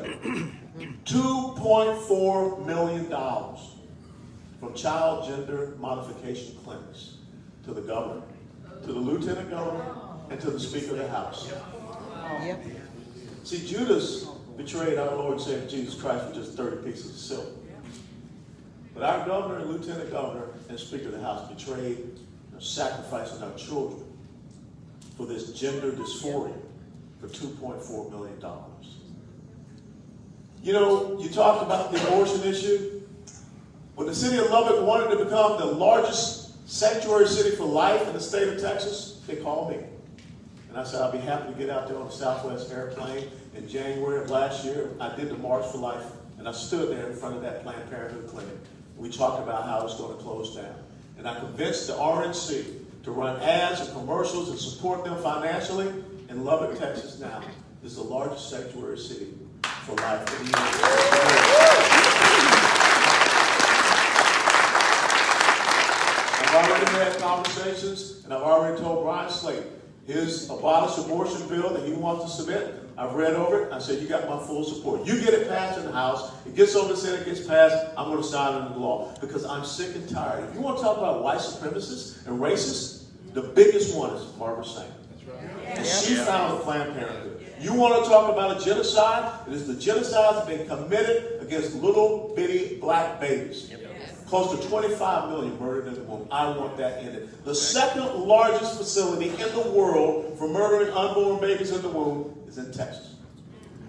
It's in Houston, Texas, on I-45, south side of the city, on the west side. I want to shut down. And I will be honored that day for you all to be there to shut it down. Our monuments, our memorials, you know, Wesley talked about that. We can't even get those protected. History is there for you to learn from, not for some people to choose what can and what cannot be brought up and learned. I grew up in Atlanta, Georgia.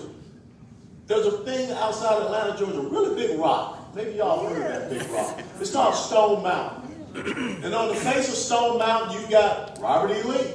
You got Stonewall Jackson. You got Jefferson Davis. None of them dead Confederate generals ever did anything to me. But I remember the day that I climbed up on top of Stone Mountain, Georgia. Because once upon a time, the Ku Klux Klan used to burn crosses on top of Stone Mountain, Georgia, for people to see all across the Atlanta area. But see, when we come together, we can defeat anything. That's right. And that's why we need to come together and make sure that we protect our history, so that we can learn from it and not destroy it. You look at election integrity, everyone's all cheering about the election integrity bill that's already been brought out. We took voter fraud from being a felony offense down to a misdemeanor, and nobody down there in Austin wants to correct it. As a matter of fact, the governor said, I didn't know that was in there when I signed it. Well, guess what? It's only about, 100 or so pages. You didn't take time or have a staffer to read that to know. This is out of control what is happening here in Texas. So that's why you have to step down from being the chairman, to step up to run for governor. Because as the governor, you can set the legislative priorities. You can set that agenda. You can be the one that makes sure that Texas is restored to be the preeminent constitutional conservative state in the United States of America. 3 weeks ago, there was an article in Newsweek magazine, an op-ed piece, that said, "Welcome to Florida," courtesy of Ron DeSantis, the new Texas. Now, I lived in Florida for 10 years, but I sure as heck don't want to hear about Ron DeSantis in Florida, because the only state in the United States of America that has its own Declaration of Independence, the only state in the United States of America that has its own Independence Day, it ain't Florida, it's Texas. And I'm proud of that, because being raised in Georgia and attending the University of Tennessee, where we have a very unique nickname, that was earned right here in this incredible state. And I want to stand with you. You know, we've got to secure that border. I know that a lot of people say that everyone stands up and says that, but I've been to other countries to secure their border. I think right now it's a slap in our faces. We're sending 3,000 troops over to protect the Ukrainian border, but our 1,254 miles border is wide open. We're worried about 180,000 Russian troops. We had 156,000 people come across our border legally. Prior to that, in December, 178,000. We've gone up as high as 240,000. We've got an invasion right here. We're not fighting against a business organization. The cartels are a terrorist organization, no different from the Taliban and anybody else that I've fought against previously. And you're right. I've been on the receiving end of an AK-47, a PKM, and an RPG. You do not put your troops in harm's way and tell them they can't fire back. The old colonel will be down there with them, and I'll be standing shoulder to shoulder with my weapon and make sure you shoot back to the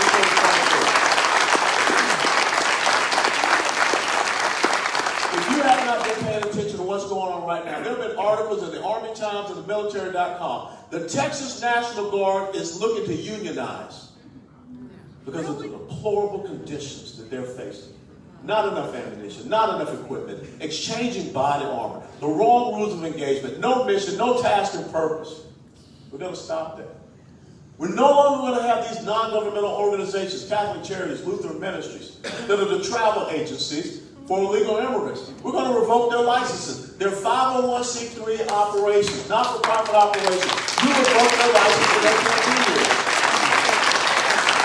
We're going to establish a border control zone. A border control zone, Highway 90 to the north, Rio Grande River to the south. You got the Big Bend sector, El Paso sector, Rio Valley, Grand Valley sector, Laredo sector, and Del Rio sector. 5 sectors. You put your troops in those sectors. You put them on the major infiltration routes, and they interdict the flow. You bring in your Texas State Militia. You bring in the Texas Guard. You find veterans that still want to get out there. You put them under a command and control system and say, they shall not pass into Texas. Yeah. We're not going to turn illegals over to border control. We'll turn them over to the non-governmental organization anymore. And you're right. I look forward to Mary Garland, Joe Biden, whoever calling down here, or some judge saying that, you know what, we're going to put a temporary restraining order on you. I'm going to send them 6-digit grid coordinates. And I'm telling them, meet me at these 6-digit grid coordinates at 1 o'clock in the morning. And we'll talk about your temporary restraining order, okay? We have to have that courage. I am not going to see a sovereign state be overrun with this invasion that is happening. I'm not going to be filing lawsuits. We're going to take action. And when it comes to your property taxes, it is absolutely heinous that you can pay off your land, you can pay off your mortgage, you can't own your home in the state of Texas. That's Marxist. It's a progressive tax system. It talks about the elimination of your private property rights. We're going to transition back to how taxation used to be in America prior to 1917. We did everything by consumption. All right. It was based upon what you went out and bought yourself. We don't tax income. We don't tax your property. John Locke, the great English political philosopher, said, your natural rights to come from your creator God are life, liberty, and property. How do we get this all screwed up, especially here in the state of Texas? And the other thing we got to make sure of, hundreds of thousands of people coming across our border illegally. Ain't nobody telling them to get a jab in the arm. So why are we telling you to get a jab in the arm? If they do not have a special session that gets vaccine mandates eliminated by law, not executive order, by law, I will make sure that's one of the emergency priorities that we get done.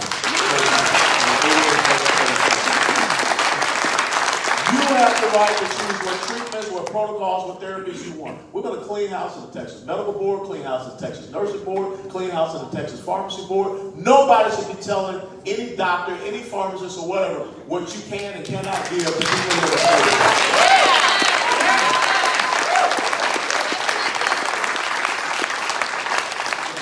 The savings in our budget, we're going to stop monoclonal antibody infusion therapy here for ourselves. We're going to make sure you want ivermectin, you can get ivermectin. Hydroxychloroquine, you can get hydroxychloroquine. We're going to make sure that whatever you want for your body, because no one knows your body better than you know your body.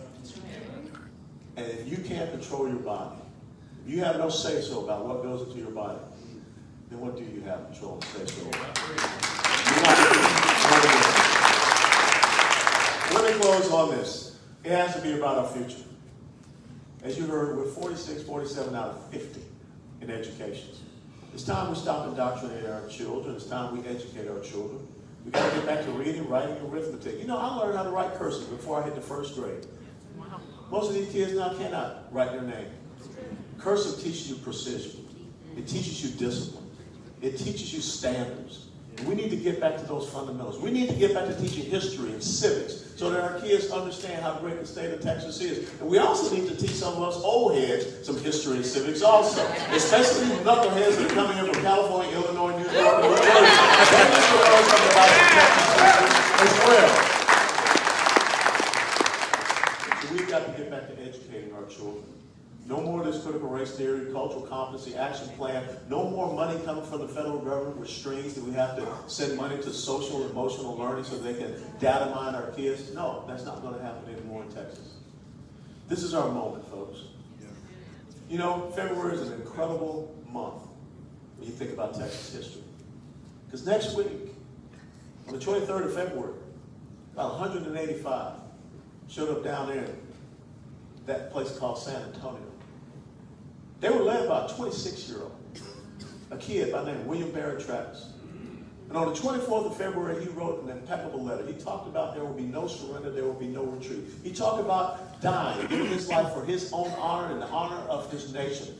He closed off that letter with victory or death. And they stood there for those 13 glorious days. And I want you to remember what happened on the 5th of March of 1836. Before the Alamo fell in the early morning hours of Sunday the 6th of March of 1836. He called the entire garrison out, and he drew his saber. The history tells us that he drew a line in the sand. And he stood on one side of the line, and he knew what that meant. He knew that they would have to lay down their lives so that that Lone Star State could be here today. And he asked, "Did you come across the line to make a stand here?" This is your line in the sand moment. History will talk about and remember you. And hopefully history will remember you 186 years from now that you made that stand as well. Because your life is not determined about how big your bank account is, how many cars you got, how many houses, how many bass boats you got. Because once upon a time, the pharaohs all believed that they could just bring all that stuff in the pyramid and then it'll all meet them in the afterlife. It's all sitting in museums right now. You can't take it with you. What you can leave behind is a legacy. And that's why you got to make this stand. Not for yourselves, but for your children and grandchildren. And see, that's how a mommy and daddy, born in 1920, and mom in 1931, that gave birth to a son in a blacks-only hospital, could inspire him to stand here before you all today. Because America, Texas, is all about the equality of opportunity. It does not care where you were born, where you were raised, where you came from. It's about what's in your heart. And if there's any state that defines that, it's the state that we call the Lone Star State and the spirit of Texas. And the world is looking at you. Because so goes Texas. So goes America. And so goes America, so goes freedom, so goes liberty, so goes the entire world. That's why it's not the eyes of Texas that are upon you. It's the eyes of the world that are upon you in this moment, in this time. So all I ask to do is you will join me on this side of that line to stand and fight for for what we know what is right and what is true. And so the days from now, our children, our grandchildren, our great-grandchildren will remember us in this great and glorious moment. God bless you all. God bless you.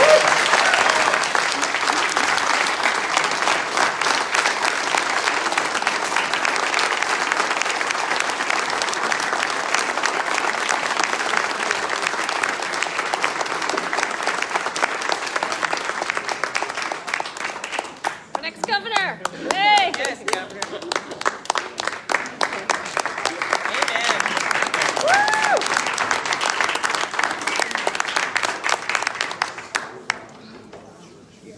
All right, that's awesome. That was amazing. Now, is there anything that I forgot to say or need to say before closing? Actually, you know what? How great he was. We all. All right. And I don't write poetry.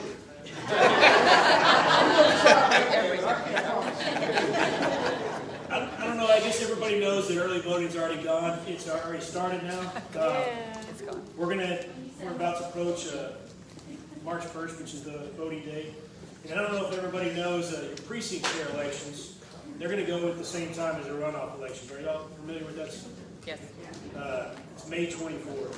I'm sure there's going to be early voting for that. Just make sure you vote for your precinct chair, which I can read off a few of these. You got right here, right now it's listed online. You got precinct 4, Kimberly Taglock. I'm running for precinct chair 7, which is my community over in Devonshire. Precinct 9, Judy Shane. Precinct 10, Kelly Anderson. Precinct 11, Ray Myers. Robert Williams for 12. Stan Cap 13. Johnson Crevilla 14. Villarreal is 16. Kathy Baker 19. Ann King 21. Larry Gonzalez in 22. Bob Warner in 24. Keith Vandermeer in 30. Pam Reed in 32. And Daryl Coleman 35. I know. All right. Marty? Yes, sir. You want to go ahead and pray us out of here so we can all, so if any of the candidates hang around, they're willing to answer some. Well, yeah, Marty Reed is running, I'll say it again. Marty Reed is a pastor of this church, Trinity Family Church, great pastor. He's running for Coppell County Chair. He needs your vote. Every one of us can make a difference in some form or fashion. We can't all run for governor of the state of Texas, but we can do something. We can run for school boards, we can run for city councils, we can do that kind of stuff. Amen? Amen. Father, we do thank you for the day. We thank you for the night. Lord, I thank you that there are so many people who care enough to get involved and to come hear candidates speak. And so, Lord, I pray you would bless all of us. You would give us wisdom and understanding to know how to vote.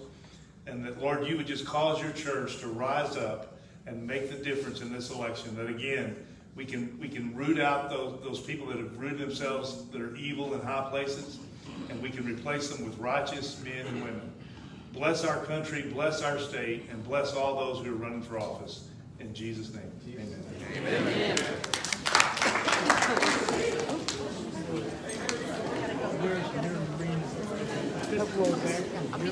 Okay, let me see. Let me get my stuff. All right, hold me. Let me hit stop. I don't know how to finish this. Hold on.